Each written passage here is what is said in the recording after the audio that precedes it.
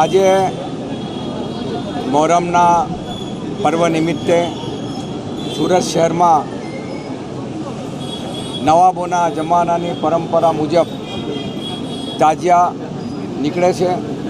આજે કતલની રાત છે, આજે 9મો ચાંદ છે। આજે તાજિયા આ વિસ્તારમાં નીકળશે, નવાબની વાડી થઈને આ વિસ્તારમાં ટર્ન મારીને પાછા પોતપોતાના સ્થાનક પર જશે અને 10મે ચાંદ ફરી પાછા આવતીકાલે બપોરે 4 વાગે તાજિયાનું જુલુસ રાબેતા મુજબ જે રૂટ આપવામાં આવ્યો છે એ પ્રમાણે નીકળશે ને હિન્દુ, મુસ્લિમ, શીખ, ઈસાઈ સૌ આમાં ભાગ લેશે। સુરત શહેરમાં પહેલેથી તાજિયા નીકળતા આવ્યા છે અને આજે પણ ખૂબ જાતના ખૂબ આકર્ષક તાજિયાઓ અમારા જે તાજિયા બનાવનારા છે તે લોકો બનાવે છે। અહીંયા માનતાઓ ચડાવવામાં આવે છે। આજે અને કાલે બપોરે કોમી એકતાનો પ્રોગ્રામ છે બાગડ 4 રસ્તા પર।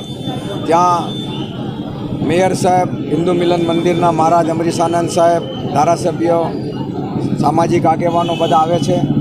અહીંયા પણ આજે પોલીસ કમિશનર સાહેબ અને બધા તમામ તાજિયા કમિટીના જે અમારા હોદ્દેદારો છે અહીંયા આપની સામે ઊભા છે, અશરફભાઈ, સોહેલભાઈ અને બીજા આગેવાનો।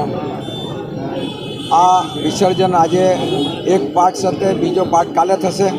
સૌને એટલો જ મેસેજ છે કે આ શહીદીનો દિવસ છે, ઇમામ હુસૈનની યાદમાં એમને યાદ કરવા માટે આખો વિશ્વ એમને યાદ કરે છે। એવા પ્રસંગે એમને અમે પણ યાદ કરીએ છીએ, એ શહીદીને યાદ કરીએ છીએ અને એ શહીદીને યાદ કરીને અમે આ ફેસ્ટિવલ ઉજવીએ છીએ। કેટલા તાજિયા આ વર્ષે બનાવવામાં